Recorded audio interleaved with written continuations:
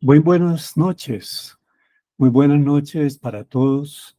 con nuestro reconocimiento y gratitud por dedicar este tiempo y compartir este espacio que ha sido convocado en conjunto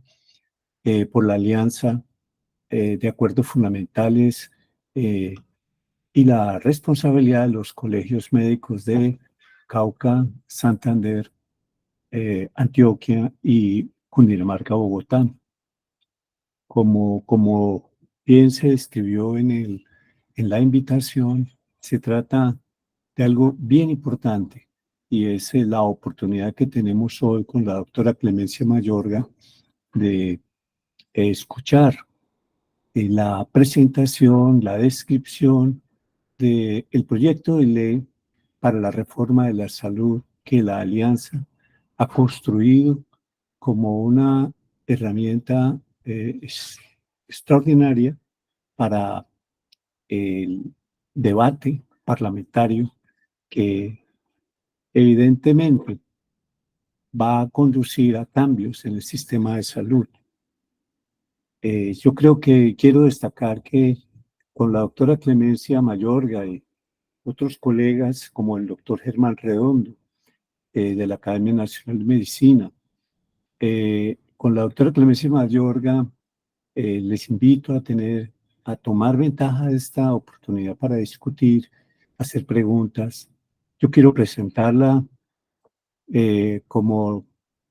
la destacada colega y dirigente gremial que es. La doctora Clemencia Mayorga es médico pediatra, especialista en docencia universitaria, ha sido pediatra de cuidado intensivo del Hospital Militar,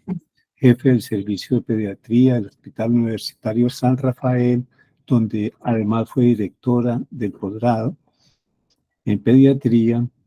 La doctora Mayorga es magistrada del Tribunal de Ética Médica de Bogotá. Fue subsecretaria de Salud Pública de Bogotá en el 2020 al 2021 y por lo tanto tuvo una gran responsabilidad en medio de la pandemia y donde tuvo una muy destacada actuación. Pues la doctora Mayorga es una defensora del derecho a la salud, del derecho al trabajo digno, ha sido presidente del Sindicato Nacional de Pediatras de Colombia y es la actual presidente del Colegio Médico de Cundinamarca y Bogotá. De manera, colegas, que como pueden apreciar, la doctora Clemencia es una médica integral e íntegra, y es un honor presentarla. Entonces nos acompaña como la vocera de los acuerdos fundamentales y como decía, tenemos la oportunidad de enterarnos y discutir con ella las características de este proyecto tan significativo. De manera que, doctora Clemencia, la mesa es suya.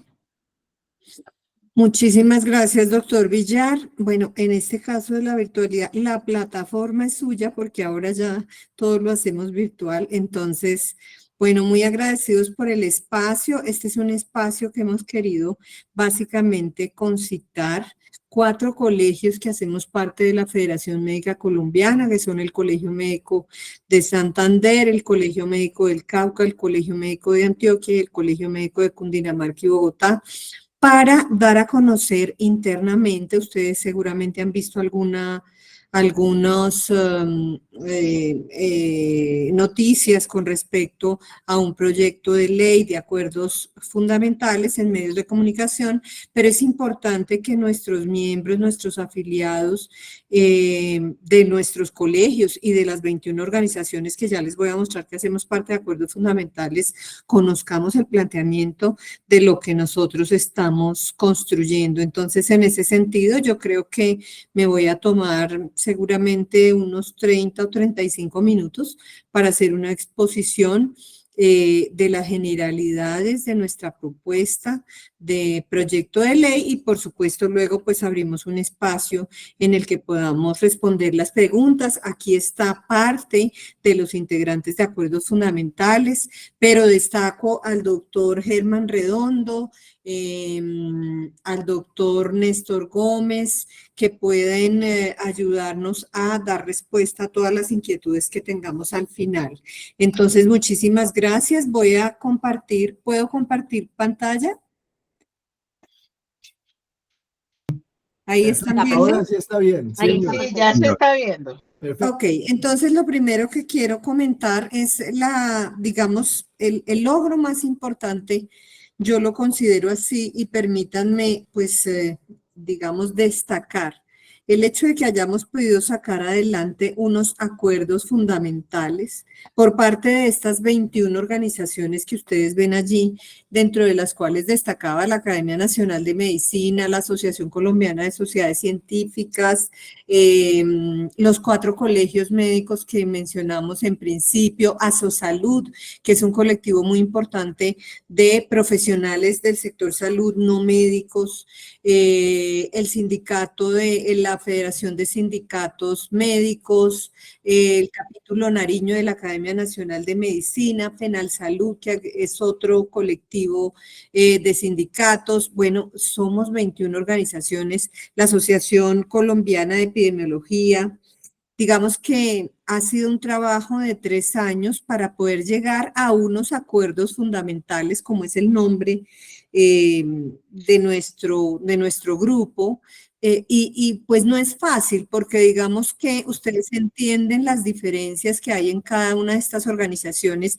Los que me conocen saben que he dedicado más o menos toda la vida a tratar de generar unidad en torno a la defensa no solamente del derecho a la salud, sino a la mejora del sistema de salud. Y créanme que lograr en estos 3 años de trabajo ponernos de acuerdo en cuáles son esos puntos prioritarios de la ley estatutaria de salud que creemos que tenemos que sacar adelante, haciendo una salvedad, y es que no estamos de acuerdo en todo. Estas 21 organizaciones tenemos diferencias conceptuales, diferencias, digamos, frente a muchos aspectos específicos y puntuales, pero fuimos capaces, y ese es uno de los logros más importantes que destaco, de decir, más allá de los intereses y de los énfasis particulares de cada organización, este sistema de salud necesita estas mejoras, y fuimos capaces de construir esos 14 puntos de acuerdos fundamentales. Importante entonces saber que esto proviene básicamente cuando nos ponemos de acuerdo para adelantar este trabajo. Desde hace ya prácticamente 3 años decimos, nuestro norte y nuestro objetivo es la ley estatutaria 1751 de 2015, en donde por supuesto la participación de las organizaciones médicas fue muy importante, y en donde se plasma pues toda esta trayectoria de avances sociales que dejaron en el país el cambio de lo que era en la Constitución del 91 un servicio de salud a un derecho a la salud y todo lo que ello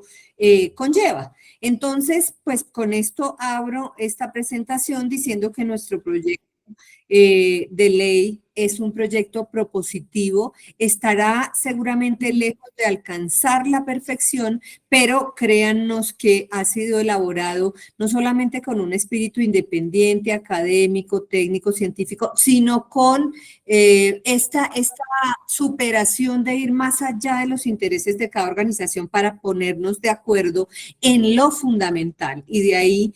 surgen esos 14 puntos. Es importante que ustedes recuerden qué pasó con la llegada de este gobierno. Se propone una reforma a la salud, esa reforma a la salud por parte del gobierno empieza un trámite. Nosotros, con la construcción en ese momento de nuestros 14 puntos de acuerdos fundamentales, planteamos en todas nuestras comunicaciones unas coincidencias con la propuesta del gobierno en algunos aspectos, pero también planteamos unas diferencias en otros aspectos fundamentales. Durante este trámite, ese proyecto de ley pues termina en el archivo, en la Comisión Séptima del Senado, y en este momento no hay, para efectos prácticos, no hay una propuesta radicada en el Congreso de la República. Pero la pregunta que nos hicimos entonces en esta segunda etapa es, ¿verdaderamente sí se necesita una reforma del sistema de salud vía legislativa? ¿Es necesario que pongamos una nueva apuesta de una propuesta? Nosotros creemos que es así, más allá de, digamos, opinar sobre la propuesta del gobierno y de estar de acuerdo en algunos puntos y en otros no, realmente se necesita. Pues nosotros queremos hacer esta reflexión y la hago yo desde el punto de vista de cómo veo la necesidad de una reforma al sistema de salud. En el año 93, cuando se planteó la Ley 100,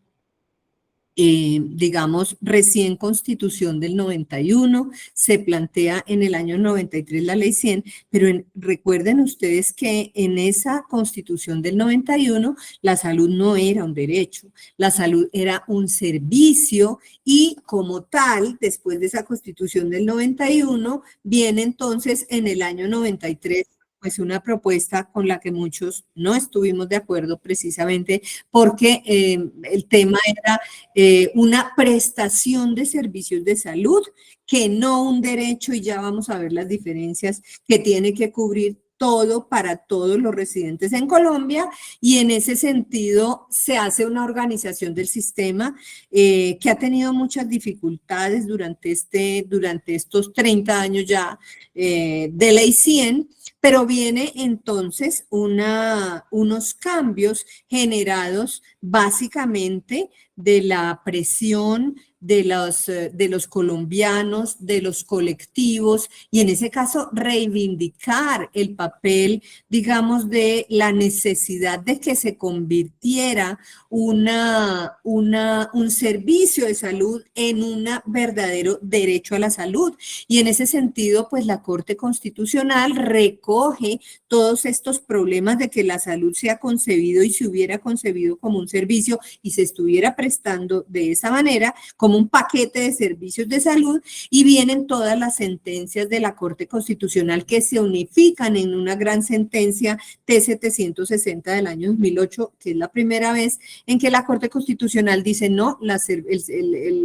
salud no es un servicio, la salud debe considerarse como un derecho, y cómo se evoluciona después de ese derecho a la equiparación de los regímenes contributivos, subsidiado, etcétera, etcétera. Esto para recordar que no podemos abstraernos a que ha habido unos cambios a través de la historia, básicamente que nos han hecho avanzar en el tema de salud y que esos cambios requieren una estructura, que ya vamos a ver por qué, sí requiere una reforma de ley para poder,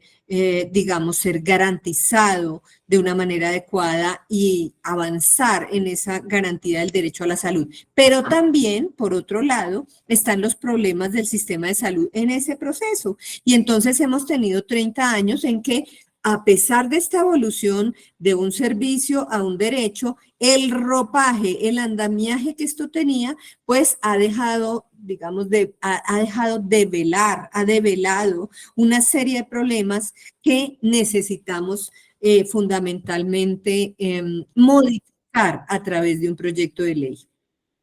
Varios de estos temas que les he mencionado están en esta diapositiva y es por eso que nosotros creemos que esos cambios de la Ley 100 de la salud como un servicio, que ahora, que digamos a través del tiempo pasa a ser un derecho y que adicionalmente... luego, por supuesto, cuando cambia,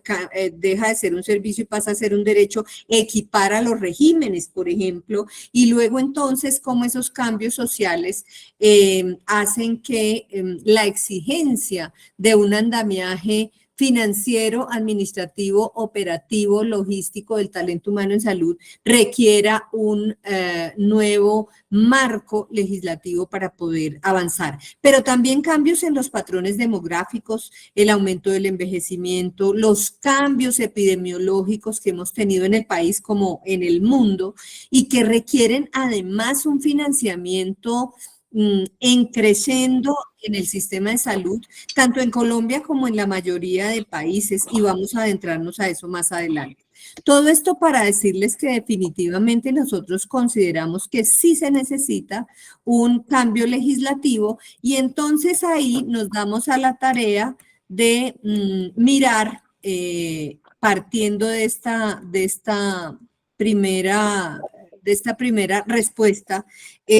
revisar cuáles son las virtudes y cuáles han sido los problemas del actual sistema de seguridad social en salud en Colombia. Dentro de esas virtudes, pues nosotros destacamos que ha habido un modelo de aseguramiento mixto, el derecho a la salud con una afiliación y una representación del afiliado, es decir, en nuestro sistema Buenas de salud, noches. digamos, una tutela pues es puesta a la EPS, y esa EPS responde por ese derecho a la salud, por lo menos desde esa vía de representación.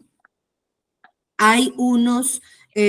responsabilidades de gestión de riesgo en salud, financiero y operativo. En el financiero vamos a ver, digamos, algunos problemas que han surgido, pero en términos generales está una cobertura prácticamente universal. Si revisamos los porcentajes de afiliación en Colombia, ya vamos a ver que eso no significa, no es igual a tener verdaderamente acceso al sistema de salud, pero en el tema de esa cobertura, digamos, existe. Creo que hay algún micrófono prendido. Sí, por favor, le solicitamos cerrar los micrófonos para poder escuchar bien a la doctora. Una protección financiera que ahora vamos a ver cómo esos recursos, digamos, cuál ha sido el problema con esos recursos del sistema de salud, pero en términos generales, digamos que se ha venido ampliando de manera importante ese aseguramiento de acuerdo a todos estos cambios que mencionábamos anteriormente, una portabilidad en términos de que, pues, en teoría estamos cubiertos en cualquier parte del territorio colombiano donde estemos, y un plan de beneficios que ha ido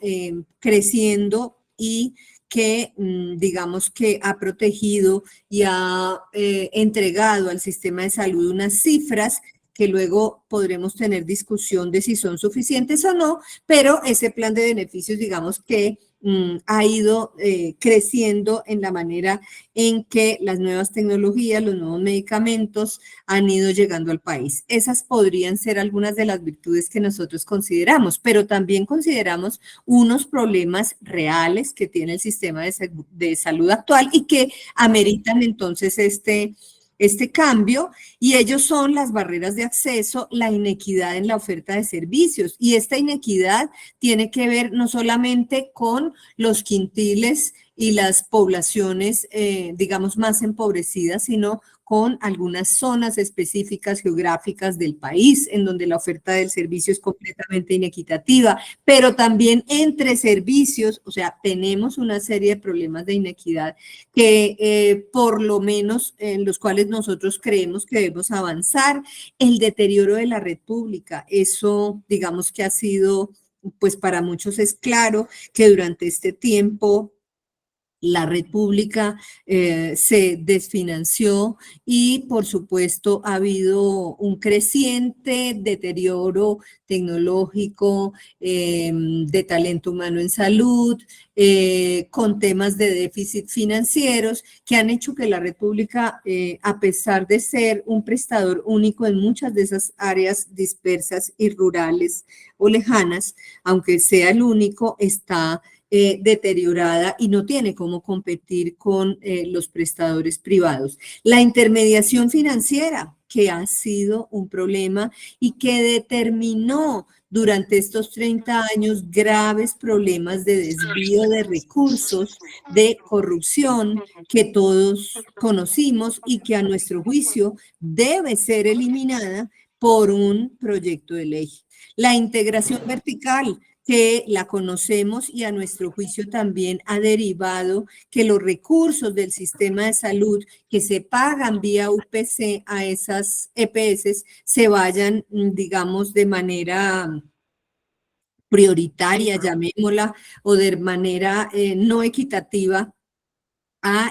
los prestadores que hacen parte de las EPS. La insuficiencia de recursos, nosotros creemos que hay que plantear, y lo vamos a ver más adelante, una conversación real y seria sobre si los recursos de nuestro sistema de salud son suficientes o no. Tenemos una tragedia hoy en el sistema de salud y lo vimos durante la discusión del proyecto de ley en la legislatura pasada, y es que tenemos unas EPS que hoy dicen no nos alcanza la plata y el gobierno que dice sí les alcanza la plata, y realmente no tenemos un estudio serio sobre eso. Eso amerita para nosotros también una propuesta concreta. La ausencia de un sistema único de información en salud, que es un tema aplazado, y que de no tenerse no nos va a permitir muchos avances y mucho conocimiento y muchos controles dentro del sistema de salud. La precarización laboral, pues aquí todos somos conscientes de que el 80% de los trabajadores del sector salud son trabajadores que no tienen una vinculación laboral, que no tienen unas prestaciones sociales, descansos, vacaciones, licencias de maternidad, y que además en ese tipo de contratos no pueden ser representados sindicalmente y que adicionalmente se tratan como unos proveedores más y no se tiene oportunidad en salud. Bueno, y todos estos problemas pues hay que abordarlos con una reforma a la salud, que por eso nosotros estamos planteando. Dos temas para cerrar en los Perdón. Colegas, les pedimos el favor que se excepcionen de tener cerrados los micrófonos. Doctora Sara, por favor. Luego cierre el micrófono.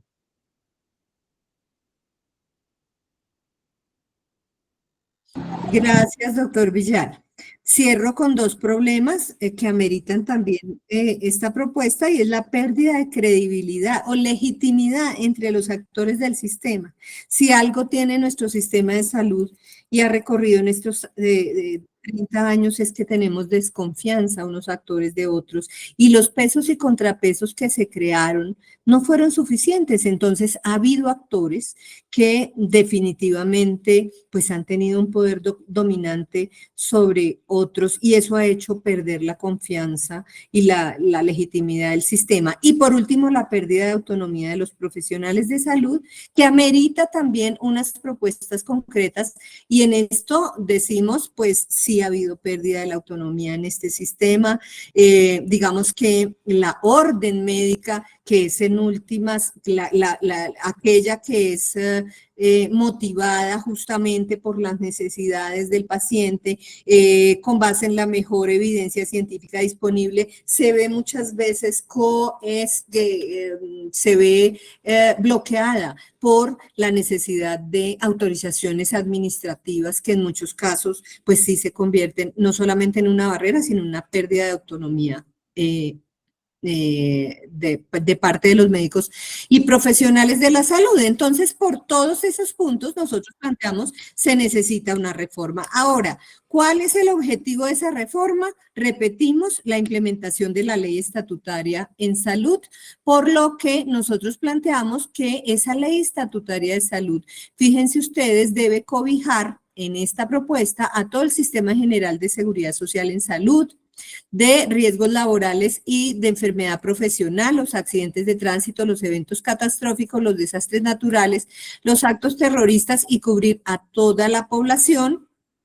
Y fíjense que allí deberían estar los regímenes exceptuados. Y tenemos por otro lado unos contenidos, no me voy a detener acá, estos son como los capítulos que nosotros tenemos en nuestro proyecto de ley que vamos a entrar a mirar. Lo que sí les quiero decir es que el texto finalmente en lo que vamos de esta construcción está en la página de acuerdos fundamentales www.acuerdosfundamentales.org. ley.acuerdosfundamentales.com, pues porque yo aquí voy a plantear las ideas generales de nuestra propuesta, pero la lectura, digamos, detallada de esa propuesta la pueden encontrar en la página con el texto como va hasta este momento. Entonces, empecemos por el tema de la rectoría. ¿Cómo planteamos nosotros la rectoría? Nosotros revivimos y rescatamos el Consejo Nacional de Salud con unos consejos territoriales de salud. Consejo Nacional de Salud que creemos que debe tener decisiones vinculantes y que es realmente el órgano que dicta las políticas a mediano y largo plazo del sistema de salud. ¿Por qué creemos que debe ser así? Porque creemos que esas políticas de mediano y largo plazo en el sistema de salud deben ser independientes de los gobiernos, deben ser políticas de Estado, deben estar planteadas desde el punto de vista, digamos, técnico y con la participación de los actores de salud para hacerlas mucho más fortalecidas y menos dependientes de los cambios de gobierno. Digamos que se plantean en países desarrollados políticas de largo plazo en el sistema de salud y por eso entonces planteamos un Consejo Nacional de Salud que tenga decisiones vinculantes. Recuerden que en el proyecto de ley del gobierno planteaban el Consejo Nacional de Salud, pero solamente con recomendaciones. Para nosotros es importante que tenga decisiones vinculantes, sin que eso signifique que se pierde la rectoría del Ministerio de Salud y del gobierno que esté en ese momento, porque si ustedes miran en total de los 15 consejeros que nosotros proponemos, miren ustedes hasta ahí, están 5 ministerios, está el Departamento Nacional de Planeación y está un representante de las direcciones territoriales de salud. Entonces, miren que el gobierno tiene una amplia representación. ¿Y por qué planteamos estos ministerios? Ya vamos a ver más adelante que para nosotros, como para el gobierno, y en eso coincidimos, el tema de los determinantes sociales de salud, el trabajo intersectorial y el planteamiento de políticas en ese sentido a largo plazo es fundamental y eso se tiene que ver en concreto con la presencia y los recursos de otros sectores para poder realmente abordar esos determinantes sociales de la salud que muchos, ustedes y yo lo sabemos, van más allá de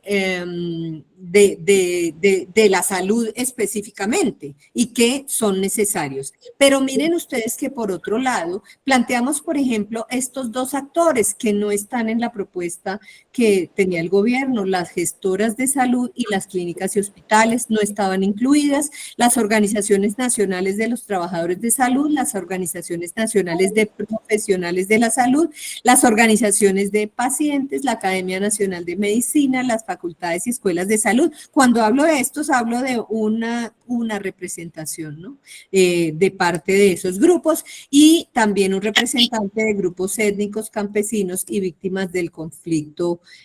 armado. Entonces, para nosotros esa rectoría se ejerce a través de este Consejo Nacional de Salud que tendrá decisiones vinculantes. Y fíjense ustedes ahí que es importante que empecemos entonces a mirar qué es lo que nosotros planteamos como funciones de ese Consejo Nacional de Salud. Primero, la metodología y los recursos,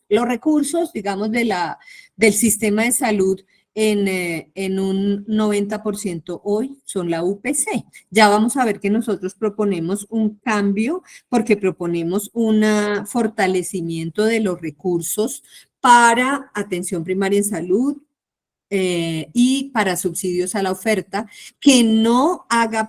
sale de la UPC, que era una de las, digamos, de las críticas que teníamos con la propuesta del gobierno, y es que la propuesta del gobierno, es más, prácticamente después el gobierno nacional sacó por decreto de la UPC un porcentaje del 5% para destinar a los equipos territoriales de salud, lo cual es no solamente inconveniente porque el valor de la UPC creemos, y ahorita lo vamos a explicar, que está desfinanciado y que requiere más recursos y que no se puede financiar más, sino porque pues eso no se puede hacer de esa manera y por eso incluso la Corte Constitucional declaró inexequible esa parte. Entonces nosotros planteamos que ese Consejo Nacional de Salud debe definir y contratar un estudio técnico independiente. Esto quiere decir, no son las gestoras ni son los prestadores ni es el gobierno. ¿Cuál es la metodología del cálculo del valor de la UPC para definir cada año el valor de la UPC? Eso es crucial y fundamental para nosotros, que el país tenga transparencia y no tenga que vimos durante este último trámite en la legislatura y que vimos fue, pues realmente no tenemos claro hoy los colombianos y no coincidieron las cifras entre las EPS y el gobierno nacional y no sabemos si está desfinanciado o no, lo cual es un punto pues que hay que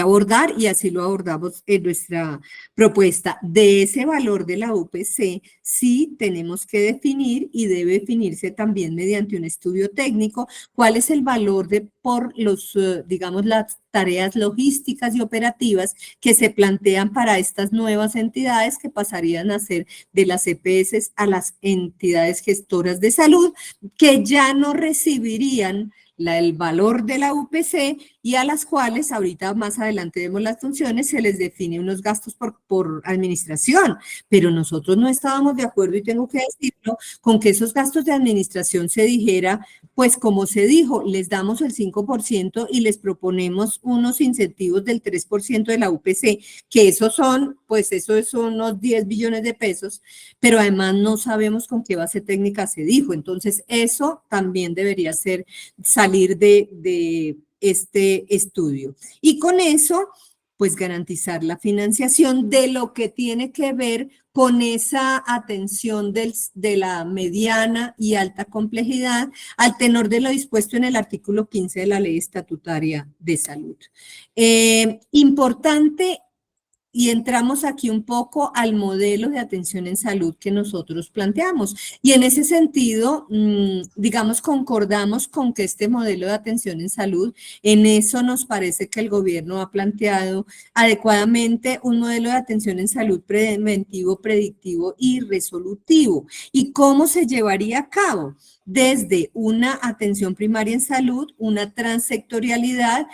trabajando en los determinantes sociales de salud. Recuerden la conformación del Consejo Nacional de Salud, de los 5 ministerios y el Departamento Nacional de Planeación, que es muy importante. Y recuerden que estamos diciendo que esto debe ir con unos recursos específicos para esos determinantes sociales de salud que no son de la UPC ni son del sistema de salud. Y luego para nosotros pues vienen los centros de atención primaria en salud. Cuando decimos centros de atención primaria en salud, estamos hablando de esos centros donde hoy estamos adscritos. Ojo, yo hoy tengo una EPS y yo tengo mi centro de atención primaria donde tengo mi médica. Por cierto, vivo muy contenta con mi médica de primer nivel y esa médica de primer nivel, yo estoy adscrita, tengo mi centro de atención de primer nivel, pero pues nosotros sí seguimos, si ustedes ven aquí a la línea roja, sí seguimos planteando la afiliación. Es decir, nos parece que a pesar de que coincidimos con el gobierno en que este centro de atención primaria es la puerta de entrada y yo debo estar adscrito, mi afiliación continúa y yo necesito tener una institucionalidad que la representa y que me va a garantizar no ese nivel de atención, sino todos los niveles de atención, desde la atención primaria en salud hasta las redes integradas e integrales de servicios de salud, que serían las que prestan el nivel 2 y 3 de complejidad. Fíjense que aquí nosotros planteamos, y en esto hay una coincidencia con el gobierno, en esta primera parte planteamos una necesidad de fortalecer los recursos presupuesto y del Sistema General de Participación y generar un subsidio a la oferta para estos servicios. Ustedes y yo sabemos que los servicios de APS, los equipos territoriales, los centros de atención primaria necesitan un subsidio a la oferta con una prioridad. Con una prioridad, lo digo que puede ser una prioridad en el tiempo mientras se tienen los recursos financiados, que ya vamos a ver cuáles proponemos nosotros nuevos. Y es que en esas zonas rurales dispersas es donde se debería priorizar esos primeros recursos para fortalecer estos temas con un subsidio a la oferta, pero que luego es necesario para todos los, digamos, la geografía nacional. Y una atención del segundo y el tercer nivel que sería financiada por la UPC mediante el estudio técnico que mencionamos anteriormente. Esto además requeriría estos mismos recursos del presupuesto general de la nación, ya vamos a ver nuevos recursos, se requiere un fortalecimiento de la red pública nacional con un plan a 10 años, así lo proponemos nosotros, por lo que hablábamos precisamente de digamos, el debilitamiento, el deterioro que ha tenido la red pública hospitalaria, las instituciones públicas a través de este tiempo, pero con recursos diferentes a los destinados para el aseguramiento en salud. Miremos cómo serían esas redes integrales e integradas del sistema de salud. Miren ustedes que aquí tenemos entonces lo siguiente. Nosotros planteamos unas redes, nosotros tenemos unas redes, digamos, que planteamos que sean territoriales, no necesariamente departamentales. En eso coincidimos con el gobierno, porque, digamos, las diferencias o similitudes en las problemáticas sociodemográficas y de los perfiles epidemiológicos, pues no corresponden a la división administrativa del país. Y en ese sentido, el Ministerio de Salud, así lo dice nuestro proyecto, deberá definir cuáles son esas áreas para crear esas redes que pueden estar superpuestas, ya vamos a ver en qué niveles. Pero ojo, sí planteamos que para los pacientes la red territorial tiene que ser una sola que integra desde la atención primaria en salud hasta estos centros de atención primaria y la mediana y alta complejidad. No necesariamente quiere decir que tenemos que tener cuarto nivel en todas las regiones del país, por supuesto que no, y en ese sentido, entre más alta es la complejidad, más vamos a tener centros de alta complejidad que se van a superponer en las redes, pero sí que sea una sola red, y ahí enfatizo en una diferencia que teníamos con la propuesta del gobierno que ustedes recuerdan, y es que el gobierno planteaba aquí en donde estoy señalando una red que era atención primaria y centros de atención primaria y una red distinta que era la mediana y alta complejidad. Y eso nos parecía a nosotros, nos parece que genera una brecha y que va a tener dificultades en el tema de, digamos, dos logísticas distintas, sino una red, como la palabra lo indica, integrada e integral de servicios de salud. Por eso nosotros planteamos que esto tiene que ser una sola red, donde el paciente, ojo, va a transitar en esa red sin autorizaciones administrativas. Fíjense ustedes que en ese sentido estamos abordando uno de los problemas que mencionaba al principio, a través de un sistema de referencia y contrarreferencia y basado en un sistema único de información en salud, que ya vamos a mirar un poco más adelante. ¿Pero qué es una red? Una red, entonces, es un conjunto de IPS que hacen acuerdos para prestar servicios de salud individuales, colectivos, eficientes, equitativos, integrales y continuos a una población definida y que deben tener todas estas características. ¿Por qué son integradas y cuándo consideramos que son integradas? Porque tienen autonomía administrativa y financiera con capacidad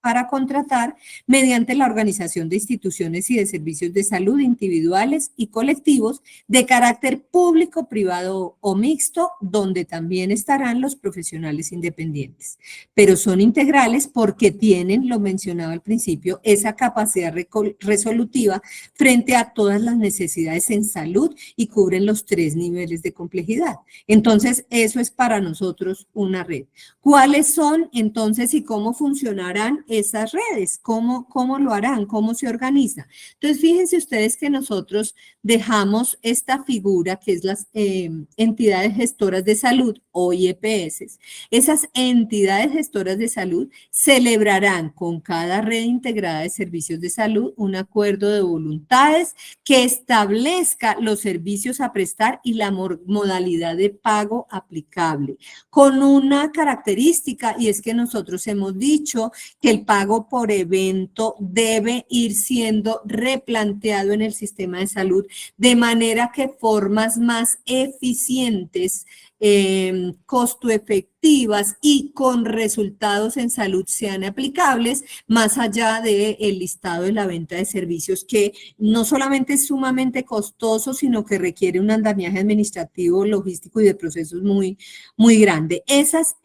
gestoras dentro de sus funciones entonces tendrán que organizar esas redes de manera que cumplan todos los criterios establecidos por el ministerio y de acuerdo, por supuesto, a ese procedimiento que define el Ministerio de Salud. Las redes serán habilitadas por digamos, los requisitos que establezca el Ministerio de Salud. Deben incluir los 3 niveles de complejidad, pero las IPS ya individualmente, públicas, privadas o mixtas, en ese sentido, digamos que se plantea que las entidades territoriales, como es hoy, sigan estableciendo, de acuerdo a la normatividad, del gobierno y del ministerio, esa habilitación por, digamos, institución individualmente hablando. Hablemos un poquito de qué pasará entonces con esas instituciones públicas del sistema de salud. Y nosotros lo que proponemos es las transformación de las empresas sociales del Estado a las instituciones de salud del Estado. Es decir, que aquí hay un cambio fundamental y es que aunque conserven un régimen presupuestal de ese y está planteado que no haya ningún riesgo de solución de continuidad con las funciones y compromisos administrativos y financieros de esas entidades, ellas sí podrán recibir transferencias directas de la nación o de las entidades territoriales. Esto hoy normativamente no es posible. O sea, cuando vemos una entidad pública o una subred, lo digo incluso en el caso de Bogotá, pero también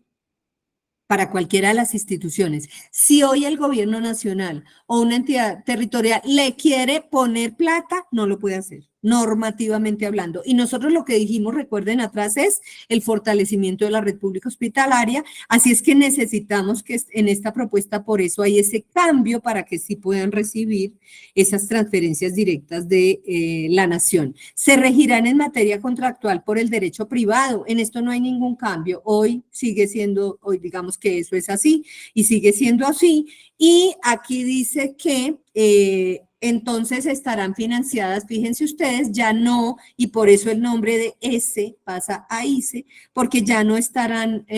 únicamente financiadas por demanda, sino que tendrán una parte por subsidio a la oferta y otra parte por demanda o venta de servicios según el portafolio de servicios. Importante que ahí nosotros le estamos dando prioridad a que ese subsidio a la oferta vaya dirigido a fortalecer la planta de personal aprobada y formalizada con unas características, digamos, de complejidad de cada una de las instituciones. Y se planificarán metas anuales de incorporación del personal misional. Y ahí estamos diciendo, cuando se hizo la propuesta del gobierno, digamos que se decía, sí, formalicemos los trabajadores de la salud, pero hay 2 problemas. Primero, esos cambios en las plantas de personal, ¿cómo se dan? Segundo, cómo los financiamos y en cuánto tiempo somos capaces. Con los recursos nuevos que vamos a ver ahora, nosotros decimos, tenemos un establecido, una propuesta de 5 años, en el cual esas trabajadores, 80% de trabajadores no formalizados que hay en las instituciones de salud pública, se vayan formalizando a 5 años, 20% cada año, para, digamos, poder garantizar de eso una realidad y que no se nos quede como un postulado, como han quedado muchas de estas propuestas, sin que luego se pueda llevar a cabo porque no hay el presupuesto. Miremos un poquito, adentrémonos en el cambio que significa de EPS a entidades gestoras de la salud. Y miren ustedes pues lo que nosotros planteamos. Nosotros planteamos que esa gestora, digamos, nosotros planteamos la eliminación de la intermediación financiera. Es decir, que a esas gestoras, nuevas gestoras, no se les entregaría los recursos de la UPC, sino que esa UPC, y lo vamos a ver más adelante, va directamente con giro directo al 100% para todos los prestadores de servicios de salud. Pero esas gestoras sí tienen que respondernos por estos dos riesgos. El riesgo operativo, es decir, la organización de los servicios, la logística, la operación, la auditoría, etcétera, etcétera, de las redes de nivel territorial y ellas también con un énfasis territorial para que no estén compitiendo en todos los territorios, y el riesgo en salud porque esa operación requiere con los recursos del Estado que serán los girados por ADRES de acuerdo a los estudios técnicos, como dijimos, para niveles 2 y 3 y de acuerdo a subsidio a la oferta girado por ADRES, tanto a las instituciones públicas como a los primeros niveles. Ese riesgo en salud y ese riesgo operativo estaría en manos en nuestra propuesta de las entidades gestoras de salud, mientras que ese riesgo financiero, como lo hemos explicado, estaría básicamente en cabeza del Estado, a través de la operación de ADRES. Y ADRES sigue siendo, digamos, una entidad, un banco que recauda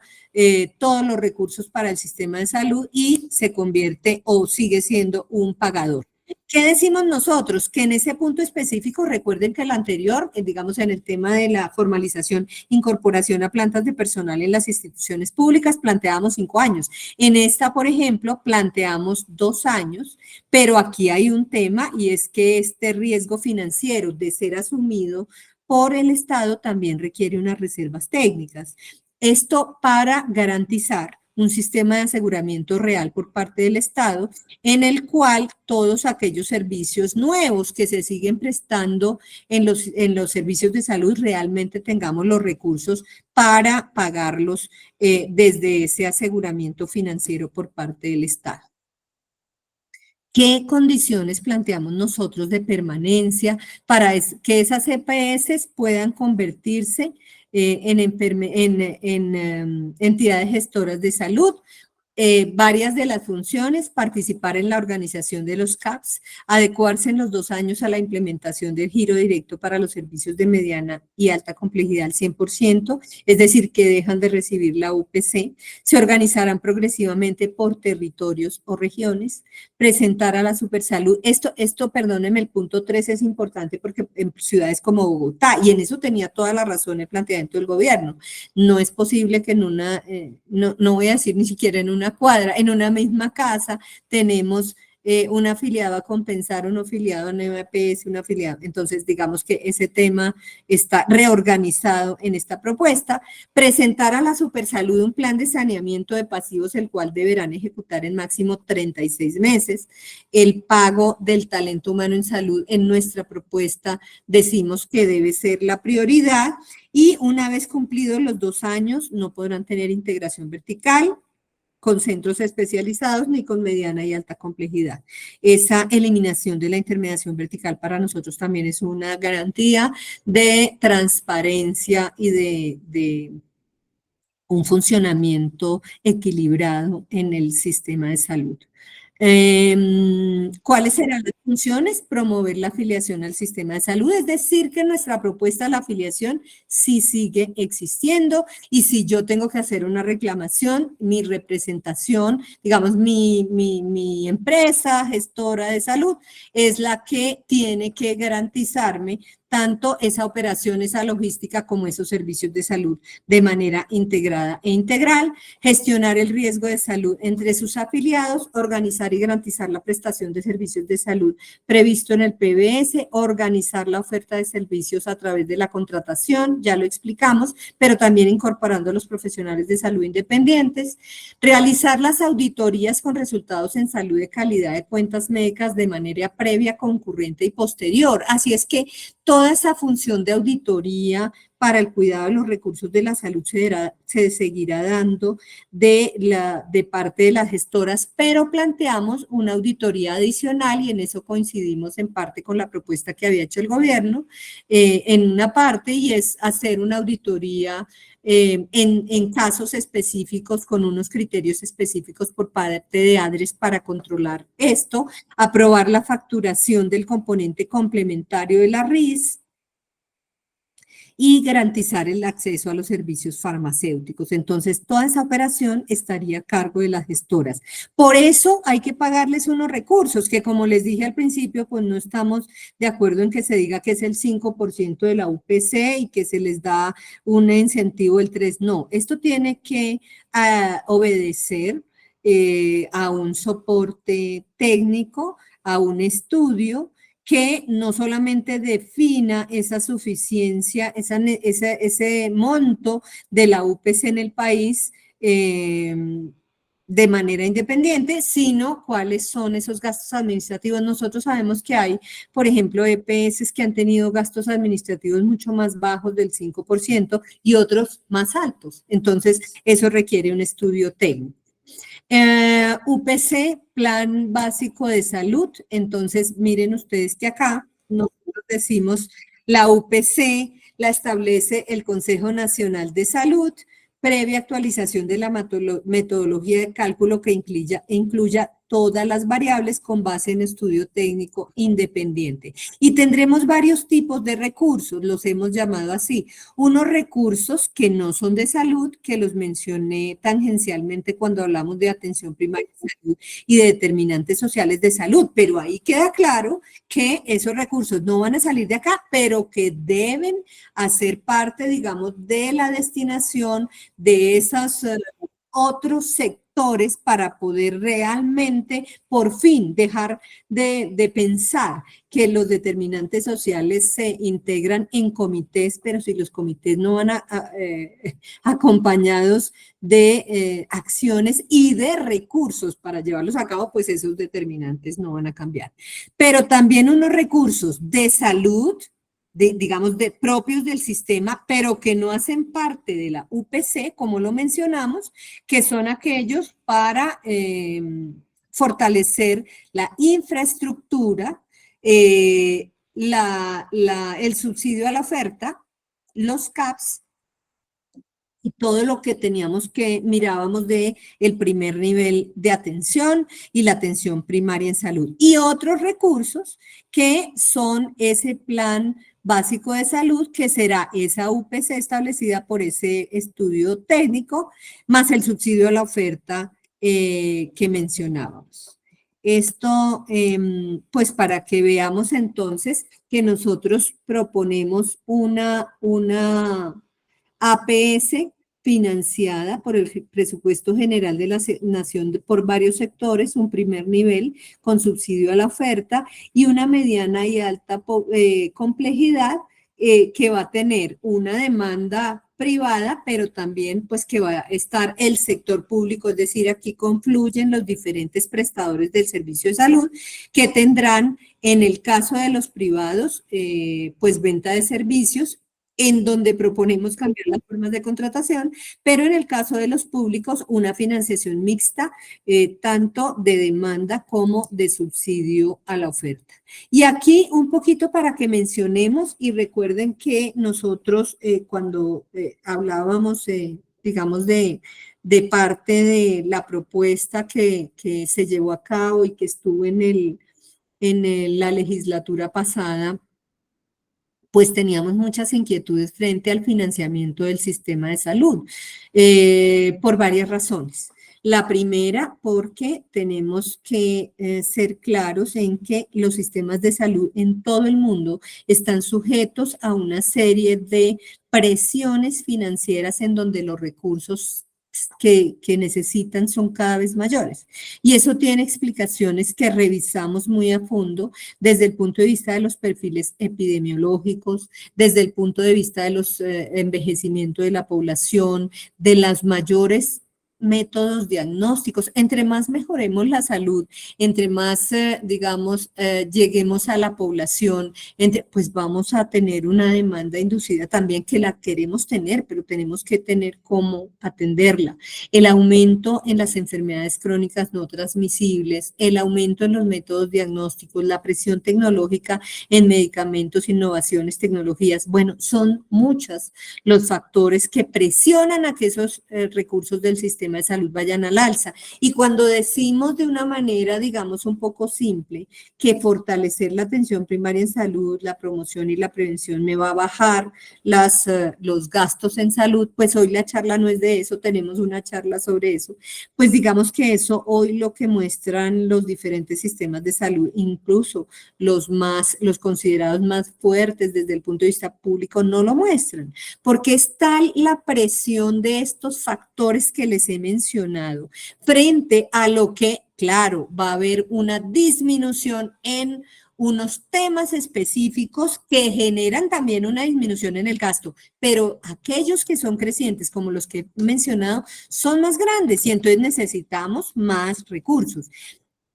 Haciendo énfasis en algo, es cierto, y nosotros somos los primeros en reconocer que zonas dispersas, alejadas y rurales han estado olvidadas, y eso quiere decir que cuando se llegue allá de manera real, pues vamos a tener una presión con un montón de gente que no ha tenido atención, que no ha sido diagnosticada. Todo esto para decirles que tenemos claro, y en la exposición de motivos, ojalá lo lean porque quedó muy bien en la página que les digo de acuerdos fundamentales, está en la exposición de motivos, cuáles son los cálculos que nosotros tenemos de incremento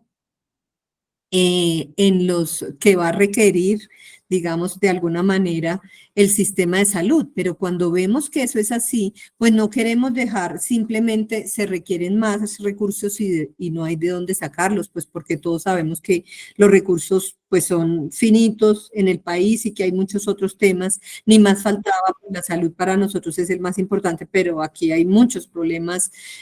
muy importantes. Entonces nosotros en la exposición de motivos también estamos definiendo unas posibles fuentes de financiamiento nuevas, de recursos distintos que hoy no están en el sistema de salud. Y aquí mencionamos algunos, pero los van a encontrar ahí detallados en la exposición de motivos. Entre ellos está un crecimiento anual en términos reales del presupuesto general de la nación que no será menor al mayor valor entre el IPC causado y el incremento del salario mínimo legal vigente. Un recaudo por impuestos saludables es una contribución que creemos, ojo, hoy hay una parte de recaudo de impuestos saludables y Néstor está por ahí, luego les va a explicar con más detalle porque tenemos hasta la cifra que se recauda, pero ojo, hoy no tenemos esa plata con una destinación específica para el sistema de salud. Y entonces nosotros proponemos no solo que tenga una destinación específica, sino que vaya en incremento porque nos produce un doble, digamos, un doble beneficio, y es que por un lado es una fuente fresca de recursos y por otro lado pues se trata de, digamos, poner una barrera para que la gente no consuma este tipo de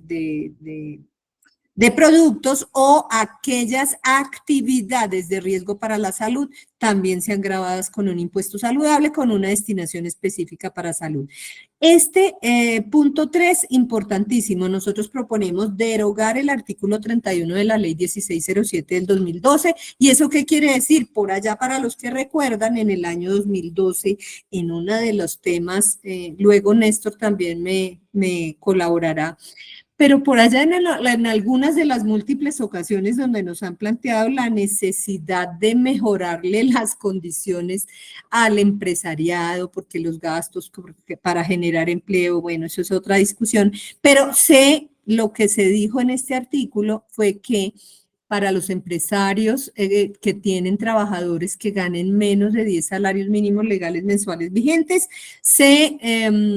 se exoneraron del pago de la fuente al sistema de salud de esos trabajadores. Y eso ha significado un hueco muy importante para el sistema de salud que debe ser recuperado y que está, según los cálculos, puede estar por el orden de 15 a 17 billones de pesos. Y esos son unos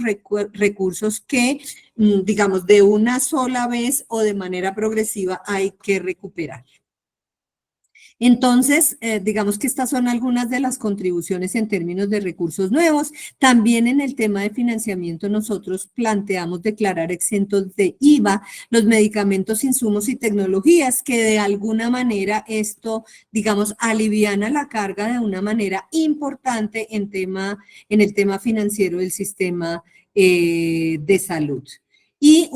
con estos criterios, con estos recursos y otros, por supuesto, que sean propuestos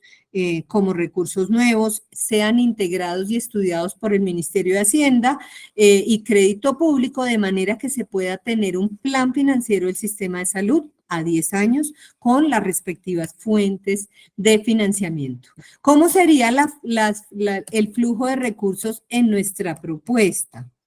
Fíjense que nosotros lo que decimos es, tenemos las fuentes, en últimas, ADRES, pues para nosotros es un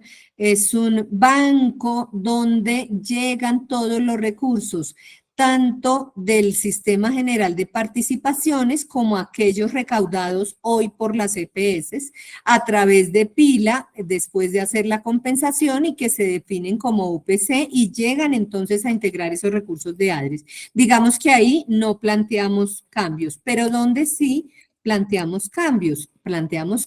en que en estas líneas rojas vamos a ver que ADRES gira directamente a los prestadores y gira directamente a los proveedores, y aquí las IPS tendrán prioridad en el pago de trabajadores y proveedores. Esto es muy importante tenerlo claro porque con esto, digamos, pues a nuestro juicio ese es un punto fundamental porque es la eliminación de la intermediación financiera, es decir, que esa plata nunca va a haber situación de fondos en las entidades gestoras de salud y el pago se hará de manera giro directo universal. Y por supuesto, resaltar que sin integración vertical en mediana y alta complejidad. Ahora, ADRES también deberá girar, por supuesto, esos recursos de subsidio a la oferta que ya vimos de dónde van a salir. Miremos entonces un poquito más detallado qué es lo que en nuestro planteamiento haría ADRES, y es realizar la gestión del riesgo financiero en el sistema de salud, el giro directo, como lo hemos visto, de la UPC a las IPS y proveedores en nombre de las gestoras, ser pagador único del sistema de salud, girar el valor por gasto administrativo a las entidades gestoras de salud, realizar los giros de oferta, como lo hemos dicho, las auditorías aleatorias, digamos como un segundo punto de auditoría, digamos en un sistema de pesos y contrapesos y controles, y mantener los recursos de titularidad de las entidades territoriales y de las gestoras. Esos serían como los temas grandes de nuestra propuesta. Entremos un poquito al régimen laboral especial del sector salud. Definitivamente estamos convencidos de que el sector salud requiere y amerita un régimen laboral especial que incluya carrera administrativa, un régimen salarial especial con pago oportuno y garantía de recursos. Y fíjense que ahí no solamente estamos planteando recursos nuevos, sino unos términos de transición que hagan posible el cumplimiento de esos compromisos, donde se garantice una jornada ordinaria, o sea, hoy no la tenemos, parecería parecería absurdo, pero la verdad es que en las instituciones, por el tipo de contratación que se tiene, hoy no se tiene ni siquiera una jornada establecida, y donde se tengan todas las seguridades en términos de medicina, higiene y salud y seguridad en el trabajo, donde se actualicen las diferentes formas de trabajo en el sistema de salud, muchas de ellas muy convenientes y que nos permitirían en mucho avanzar precisamente también en esas zonas dispersas, rurales y aprovechar, digamos, así muchos del talento humano en salud que ustedes y yo sabemos que además es escaso e insuficiente, como el teletrabajo y el trabajo en casa, con las respectivas prestaciones, prima técnica y con una política definida contra el acoso y la discriminación laboral. Eso es importante en el régimen especial del sector salud. Planteamos también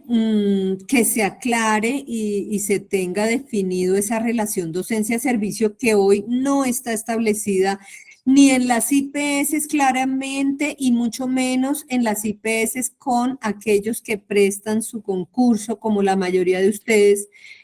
como docentes en esa relación docencia-servicio. Eso prácticamente no aparece y aquí se rescata la equivalencia de títulos, y es que nosotros estamos proponiendo que las especialidades médicas deben ser, según nuestra propuesta, equiparadas a doctorados, médicos residentes y servicios social obligatorios y profesionales especialistas. Planteamos, digamos, unos puntos específicos para que los médicos residentes, servicio social obligatorio, no solamente entren en este régimen especial laboral, sino que cuando hagan sus rotaciones o servicio social obligatorio, gocen de esas garantías y del presupuesto a través de ese subsidio a la oferta que mencionábamos en esas instituciones para poder realizar sus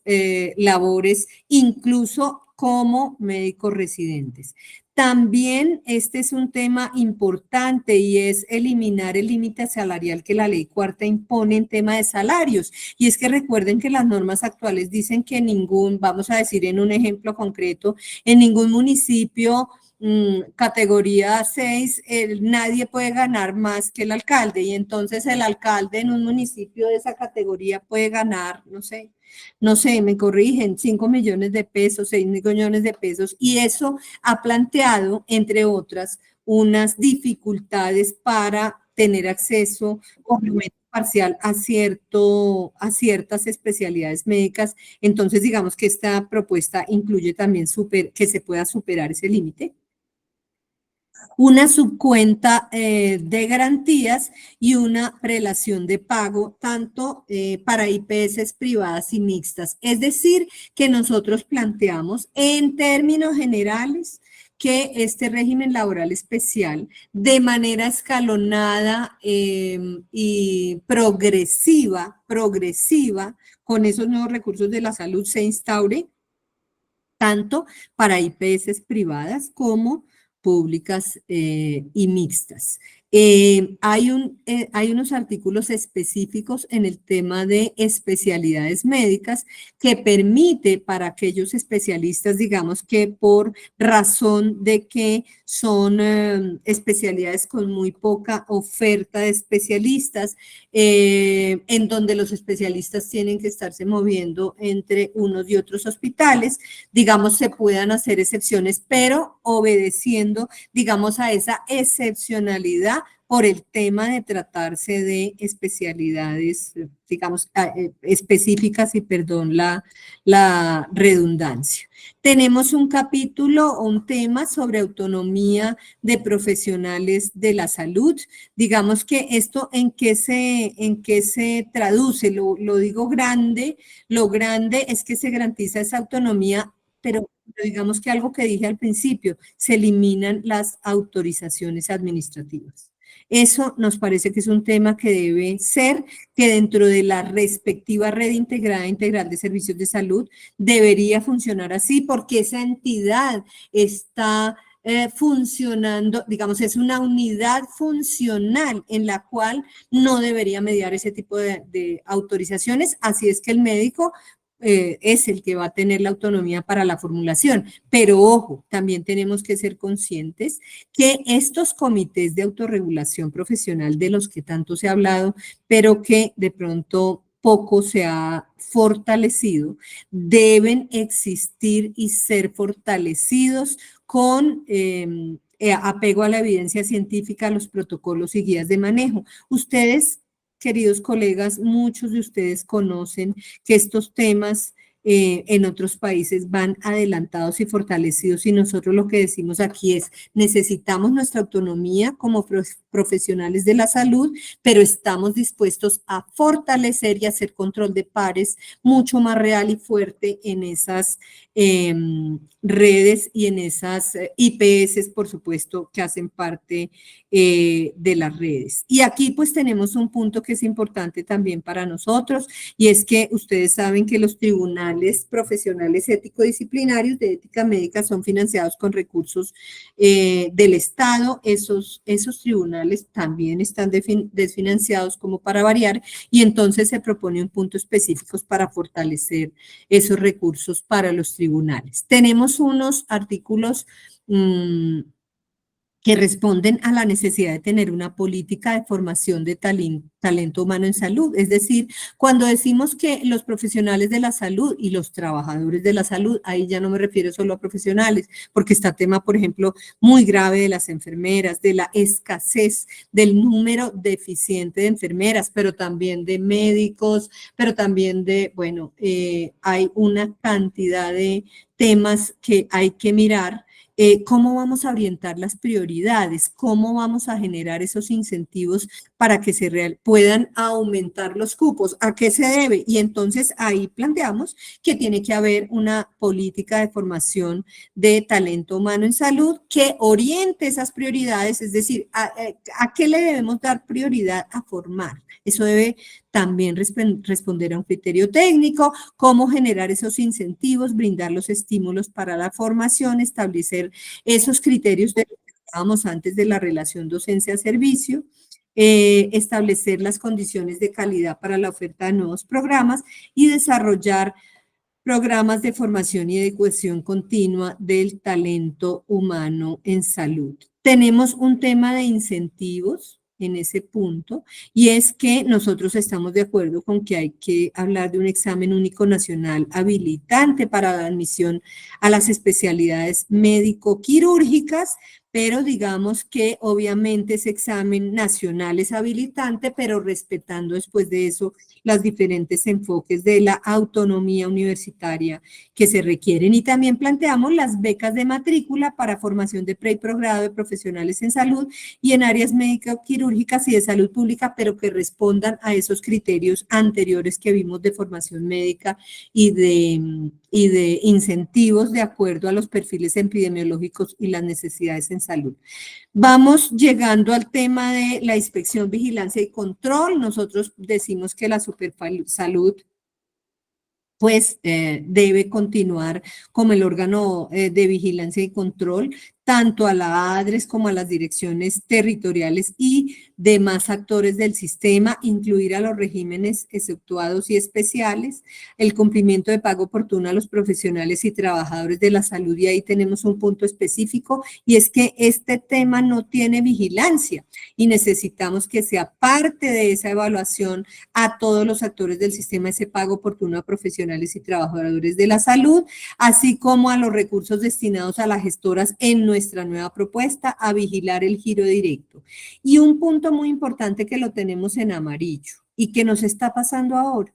cuando intervenga la Supersalud a una gestora, hoy una EPS, para administrarla, no lo hará como organismo de control, sino que previo consejo del Consejo Nacional de Salud designará una entidad que cumpla con los criterios administrativos, financieros y de experticia para que lo administre. ¿Qué nos está pasando hoy que nos parece que es una oportunidad de mejora? Como dicen, la Supersalud interviene una EPS o interviene una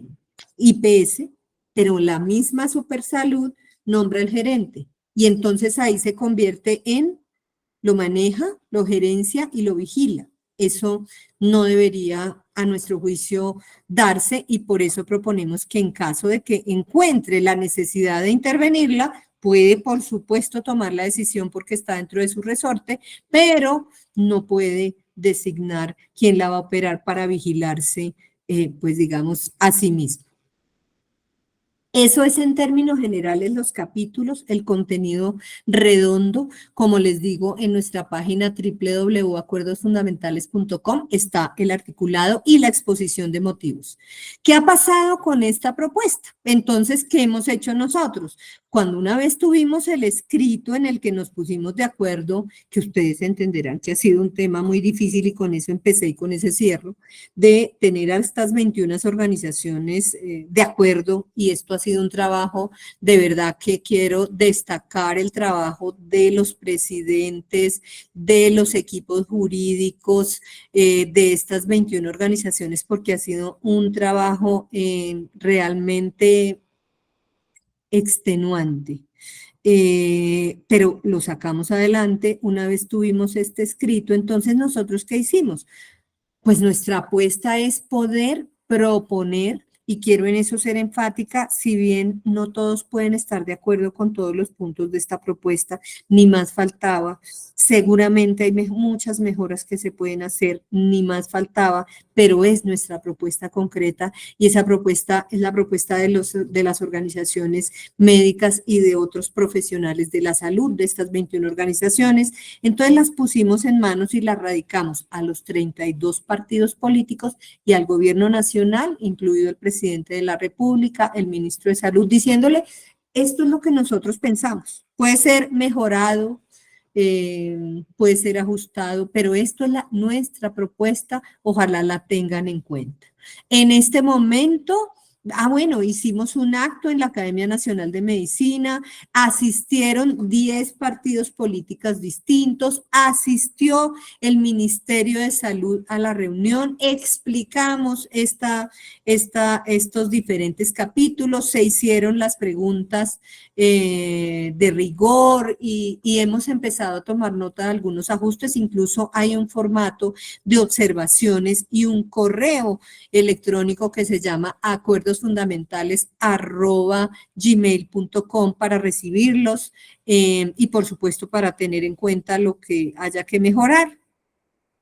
En este momento, el ministerio llamó al vocero, al doctor Gabriel Carrasquilla, y estamos sentándonos con el gobierno porque creemos, y así lo ha dicho el gobierno, digamos, ellos están dispuestos a conversar, nosotros estamos dispuestos a conversar, y hay unos puntos en que definitivamente estamos de acuerdo y por ahí, digamos, vamos a poder fortalecer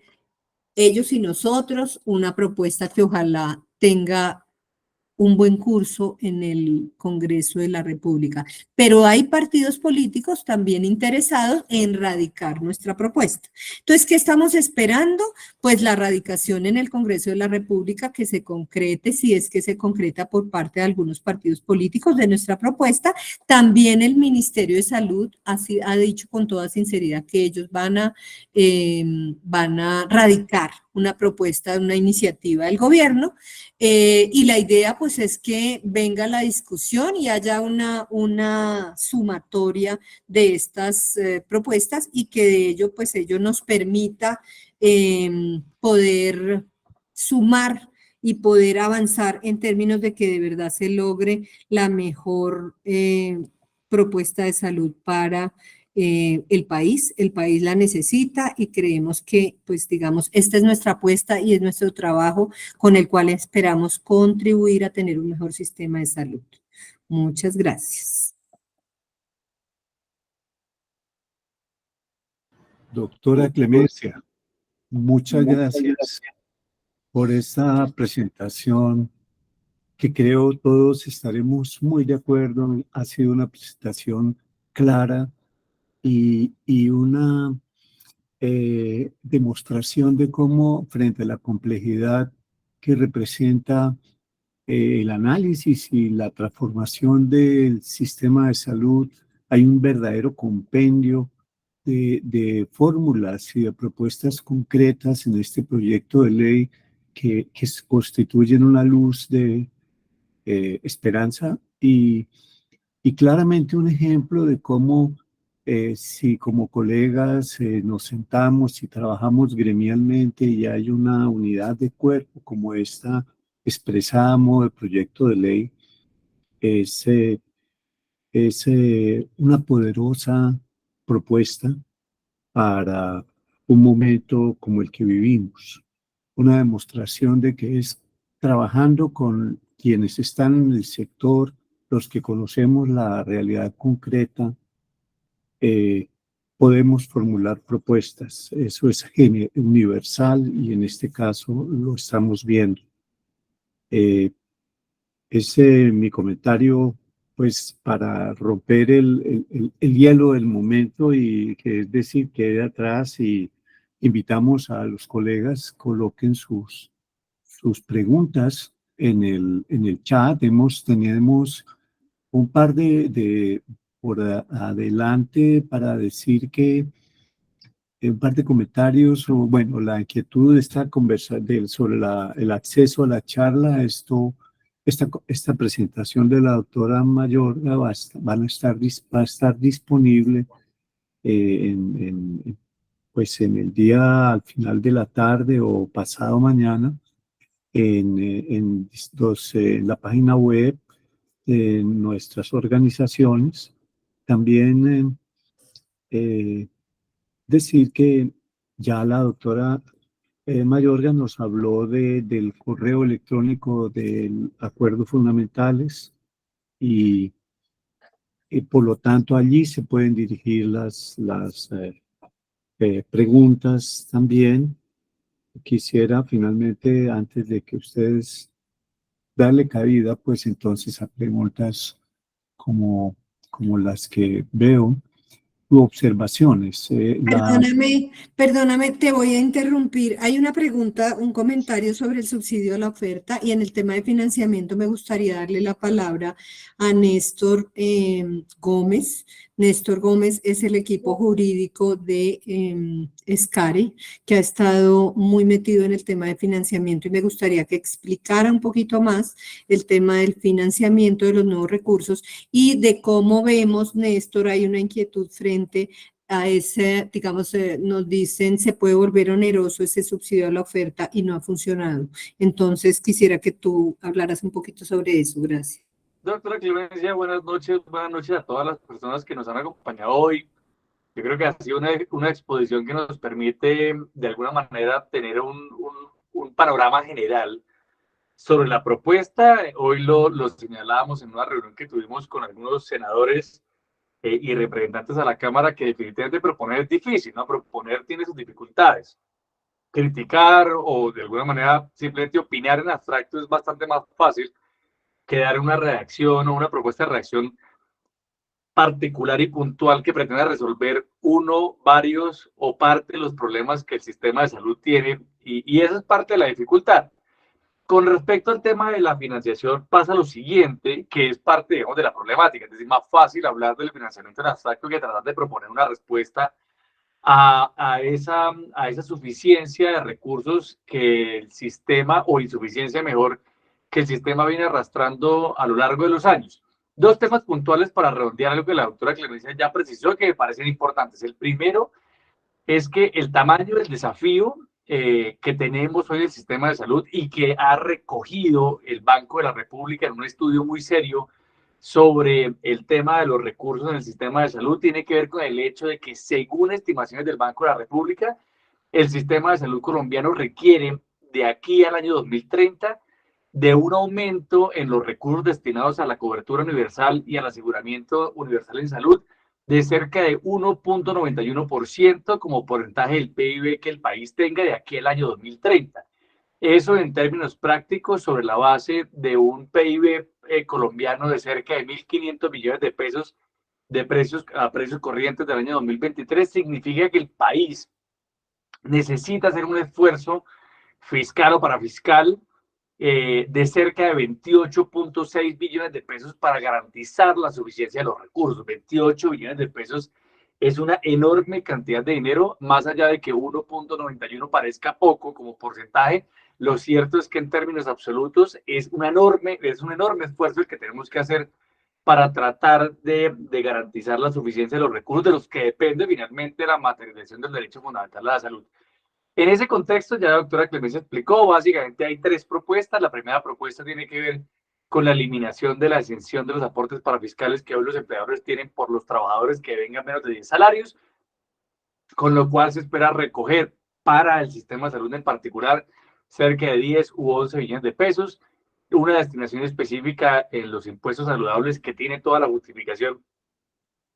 en la medida que hay una entre la causa y la destinación de esos recursos, pues hay una relación de conexidad, de íntima relación de conexidad en la medida en que ciertamente la causa del impuesto tiene que ver con el mejoramiento de la salud a la medida en que pretende desestimular el consumo de ciertos bienes como las bebidas azucaradas o los ultraprocesados que han demostrado tener una incidencia negativa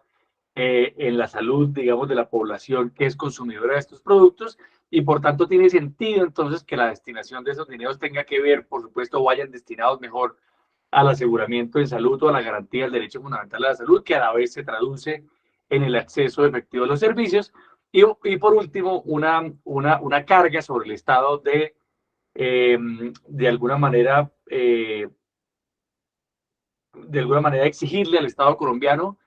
que el aporte del presupuesto general de la nación al sector salud sea creciente en términos reales, porque lo que vemos, digamos, en la práctica y a lo largo de los años, es que el ajuste básicamente es una indexación, y una indexación tiene como único propósito mantener el valor del dinero en el tiempo, pero no implica un aumento en términos reales de los recursos que están destinados, en este caso, al aseguramiento. Con esos tres propósitos o con esas tres modificaciones, creemos razonable que el sistema pueda empezar a cerrar la brecha, ¿no? Brechas que hasta hoy, digamos, de alguna manera afectan negativamente la posibilidad real y material de que la gente acceda a los servicios de salud.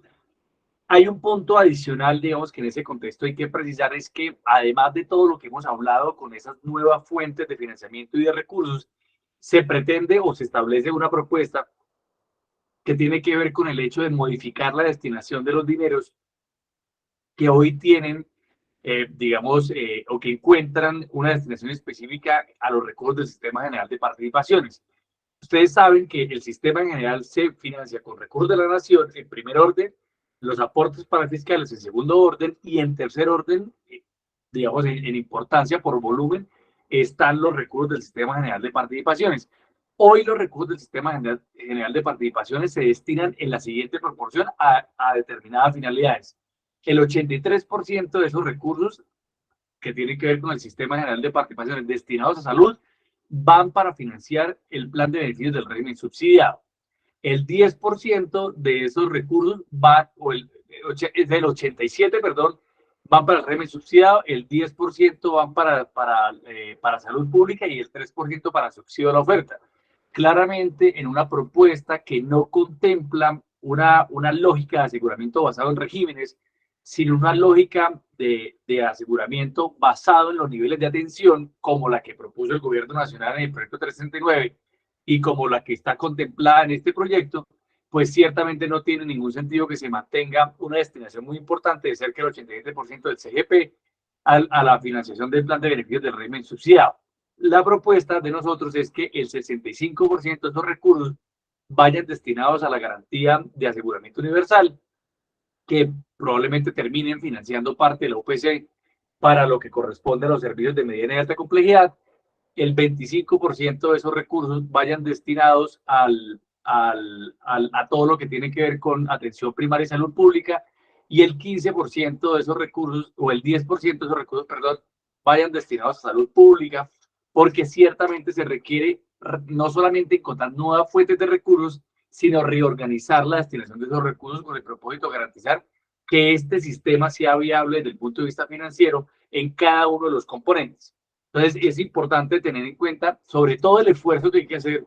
para que todos estemos, digamos, conscientes de las dificultades que se tienen y de los desafíos que demanda una propuesta que en la práctica sea capaz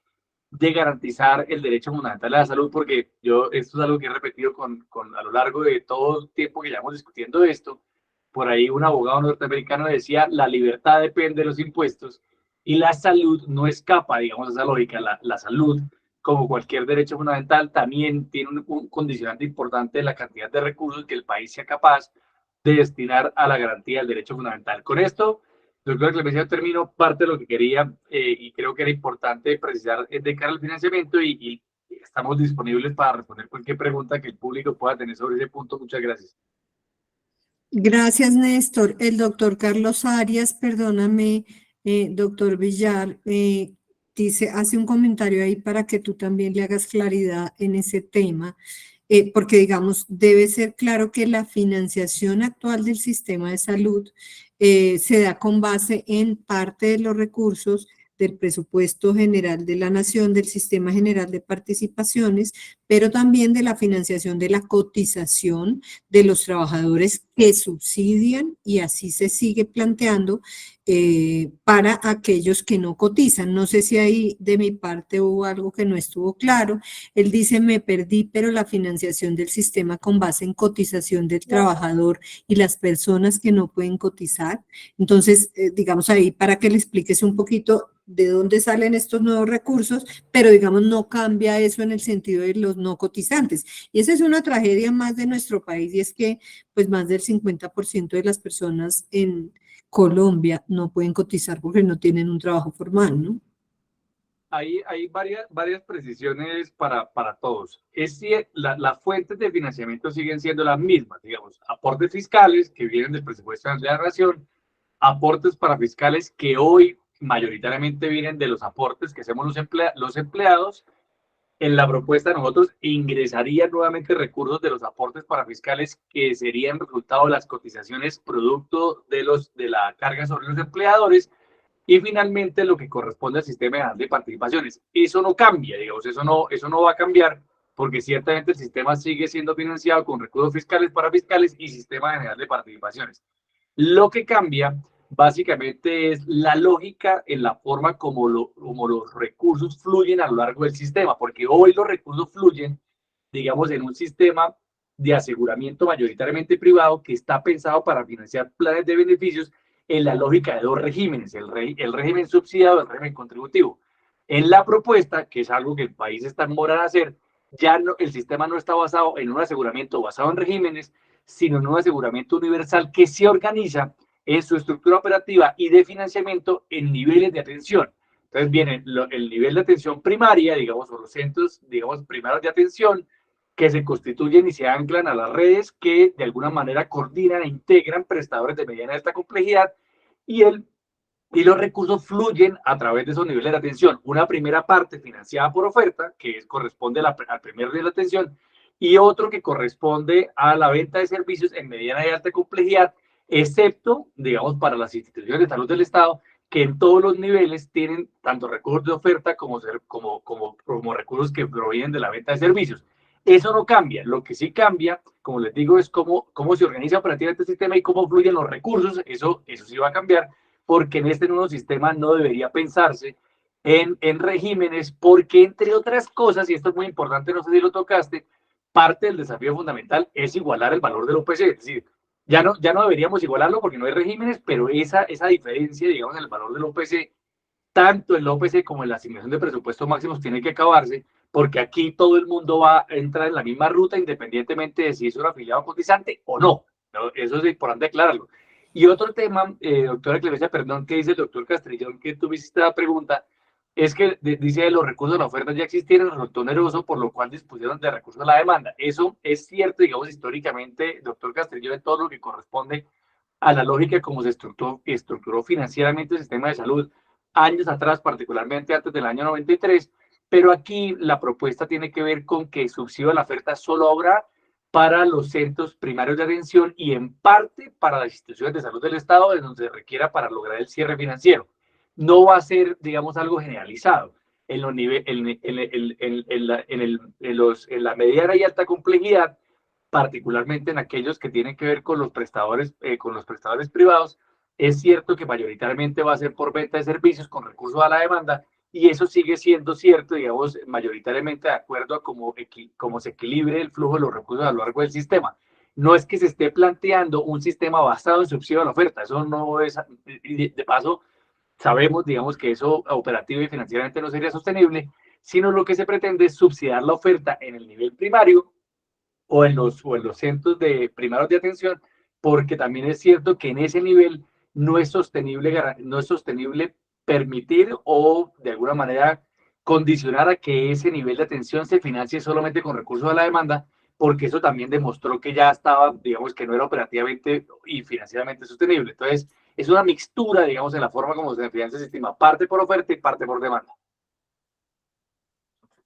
Gracias. Hay otra pregunta que me gustaría abordar desde el punto de los determinantes sociales de salud, que en nuestra propuesta se propone, digamos, que esos 5 ministerios y el Departamento Nacional de Planeación, y entre esos ministerios que hacen parte del Consejo Nacional de Salud, no solamente se integren en la generación de política pública a largo plazo, precisamente con el ánimo de integrar el trabajo coordinado intersectorial real de los determinantes sociales de salud, sino que aporten recursos desde sus sectores para poder abordar realmente los determinantes y que no se nos queden en un discurso. Y quisiera pedirle a Germán Redondo si nos puedes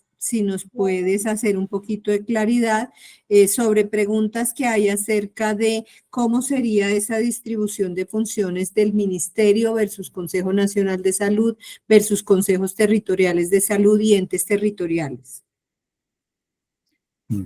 La propuesta siempre partió sobre la base de que el Ministerio de Salud y Protección Social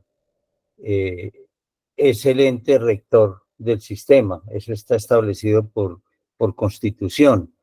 El Consejo Nacional de Salud es un ente, dijéramos, de dirección del sistema que va a tener algunas funciones vinculantes, como lo explicaba Clemencia, pero otras funciones que son de recomendación.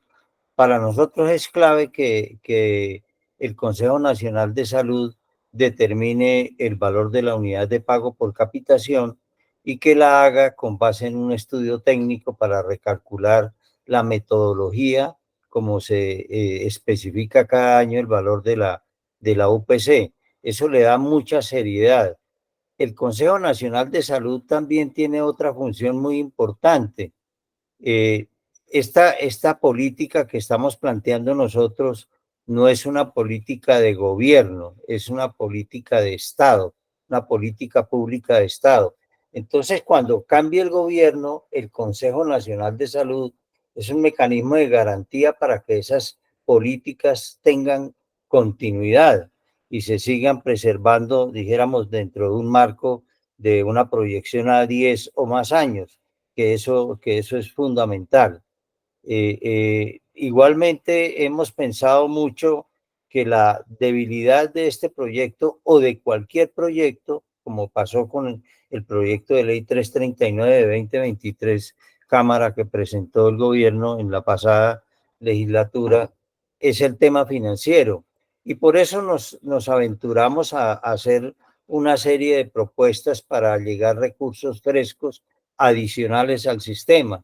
porque tenemos absolutamente claro que los costos, el valor del gasto en salud va creciendo cada año tras año, haya o no haya reforma. Claro, la reforma como trae una serie de propuestas nuevas, como por decir la licencia de maternidad a las gestantes que no pertenecen al régimen contributivo, como el sistema público de información en salud, como la incorporación a las plantas de personal de los trabajadores que hoy están por orden de prestación de servicios, por contrato de prestación de servicios, en fin, una serie de gastos adicionales que tienen que tener un respaldo financiero.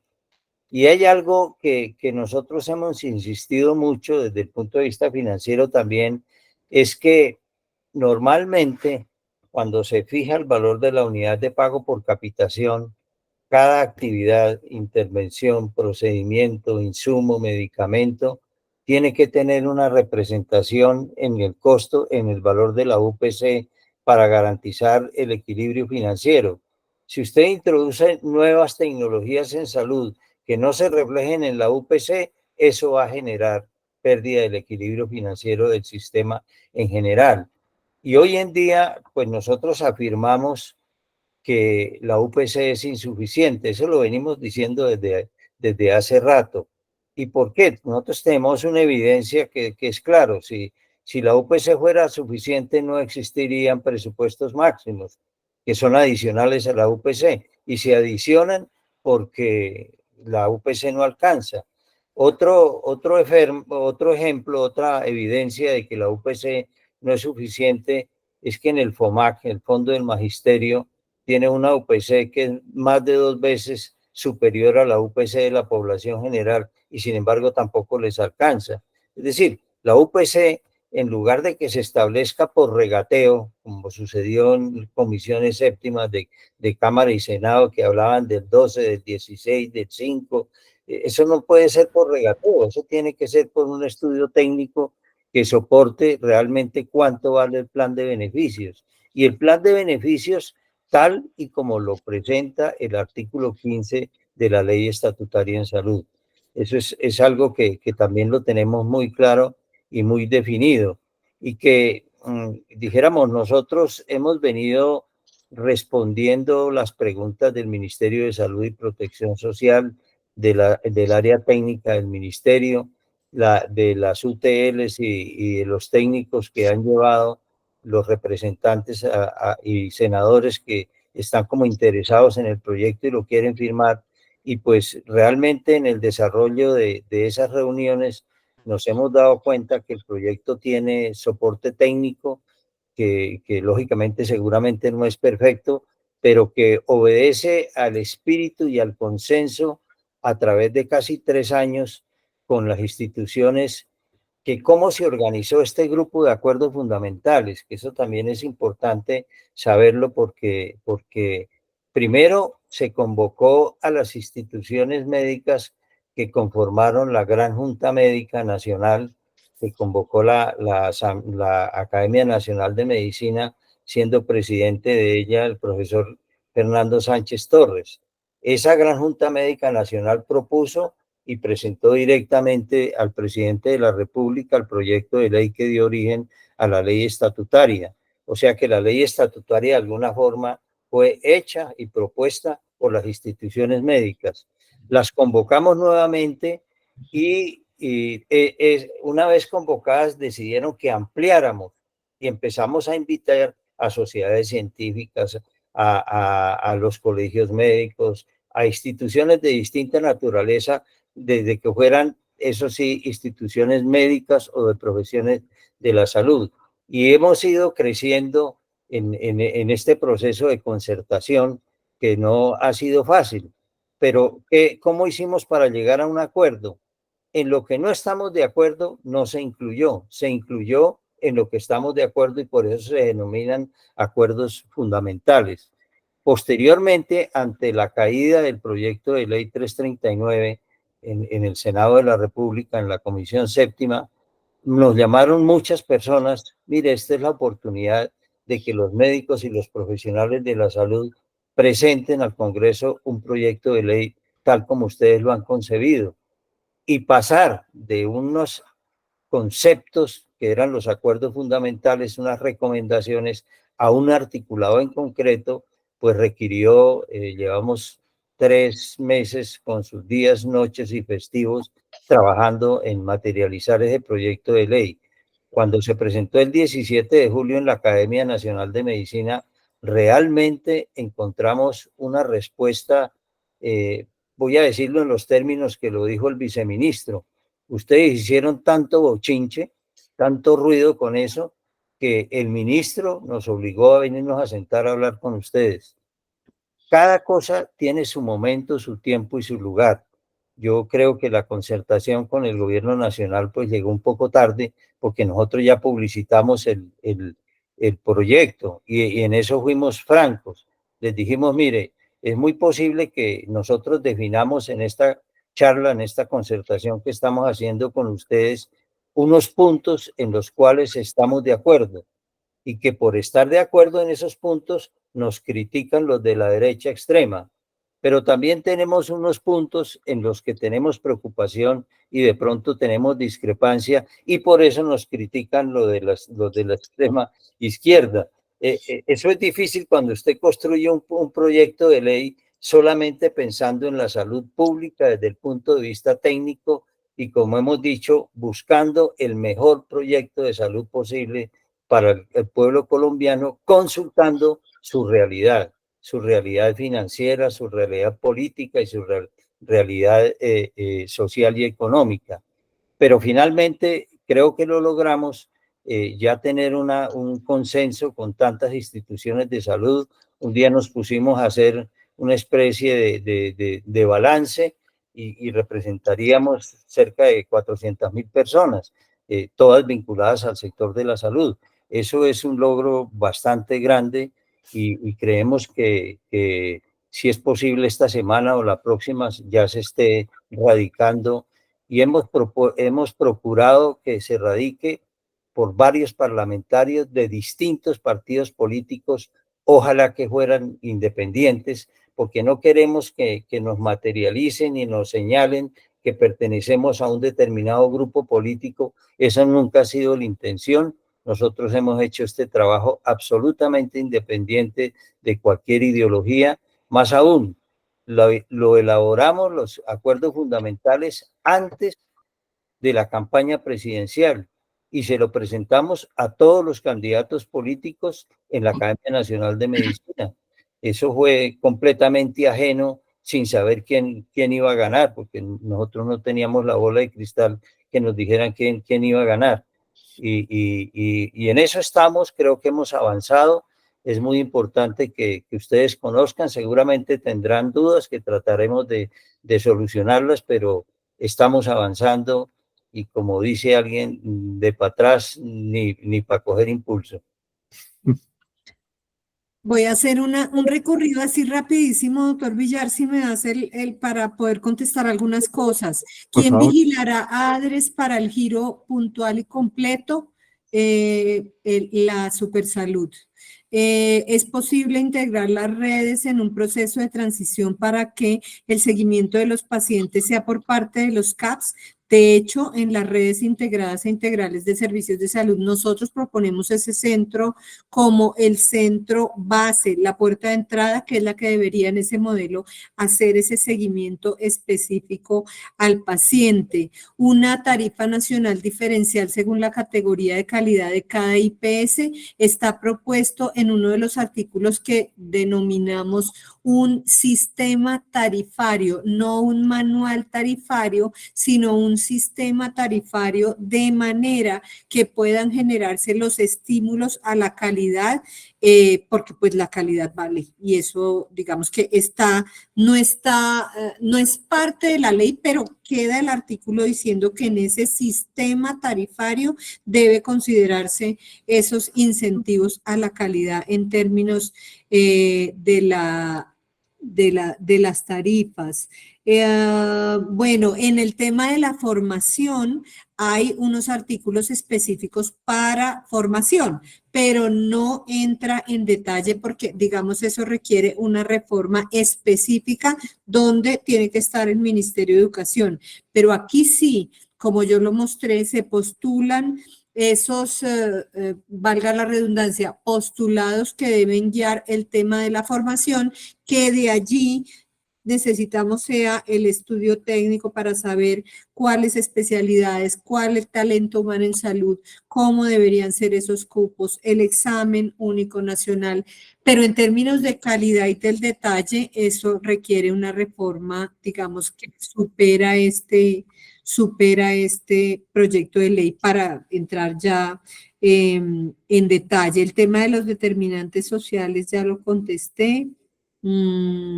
Bueno, creo que ahí vamos más o menos. Claro, gracias,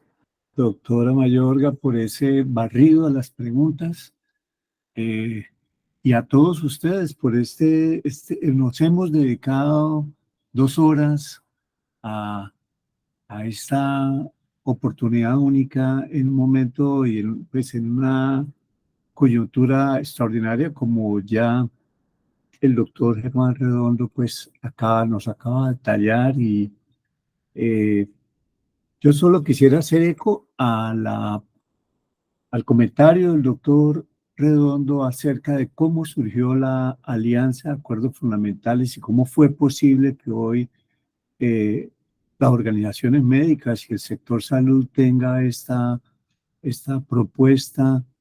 sólida, multilateral, con capacidad real de interpretar el momento y una salida para el sector, sin dejar de mencionar todas las incertidumbres, como ya se ha descrito, lo han descrito los colegas expositores. El doctor Redondo nos dijo que esto no hubiera sido posible si no fuese con las organizaciones gremiales. Es decir, uno de los desastres o de los más, uno de los mayores daños que ha provocado la implementación de modelos basados en el mercado y ha sido la deslaboralización y las políticas gubernamentales de la liquidación de las plantas de personal, cosas que por décadas ya hemos vivido, en las 3 últimas décadas, condujo a la pérdida de la relación laboral que digamos, modificó los términos en los que convencionalmente, a través de ASMEDAS y otras organizaciones, había sido posible mantenernos unidos. Y este ejemplo de cómo se ha construido este proyecto debe resonar en todo el gremio a nivel nacional. Nosotros tenemos, hoy estamos acá por una iniciativa conjunta de colegios médicos. Los colegios médicos son una forma de organización gremial donde solo basta ser médicos y tener el deseo de sumar y de contribuir a un ejercicio profesional bajo las condiciones éticas, condiciones dignas y siguiendo la prestación del servicio y el servicio de nuestros pacientes a la Lex Artis. De modo que es una invitación también esta reunión de hoy nos ha mostrado de lo que podemos hacer y lo que podemos ser. Y es una invitación a vincularse a los colegios médicos y fortalecer las distintas organizaciones gremiales en las que tengamos incidencia. Me permití hacer ese eco y creo yo que hemos terminado o podemos dar por finalizada una reunión de gran ilustración y de impacto. No sé si esto esté disponible, acerca de las preguntas de la disponibilidad de la conferencia. Esto está muy bien. Yo creo que aquí tenemos sobre la mesa una invitación a estudiar, a consultar la página de Acuerdos Fundamentales y a divulgar y a discutir en grupos esta presentación. Entonces, en la página web del Colegio Médico de Santander va a estar disponible a la brevedad y posiblemente en la página de Acuerdos Fundamentales, porque pues esto que hoy hemos tenido es algo que tiene valor nacional y sintámonos pues privilegiados y complacidos de haber tenido este espacio. Muchas gracias a todos por su asistencia. Recordarles la página de Acuerdos Fundamentales, www.acuerdosfundamentales.com. Ahí encuentran el texto, el articulado específico de nuestra propuesta y un formato de observaciones con el correo para que ustedes nos ayuden a divulgar y por supuesto que en ese correo estamos esperando todas las observaciones, ya nos han llegado algunas. Esperemos que esto salga bien. Nosotros ya, digamos, hacemos la propuesta, entrará al Congreso. En el Congreso depende de una cantidad de factores que no son propiamente, digamos, de nuestra no están en nuestro poder, pero sí sentimos que cumplimos a cabalidad haciendo una propuesta que, si bien seguramente no es perfecta, es una propuesta de las organizaciones médicas y de profesionales de la salud que pretende contribuir con el mejoramiento del sistema de salud. Ojalá contribuya, y muchas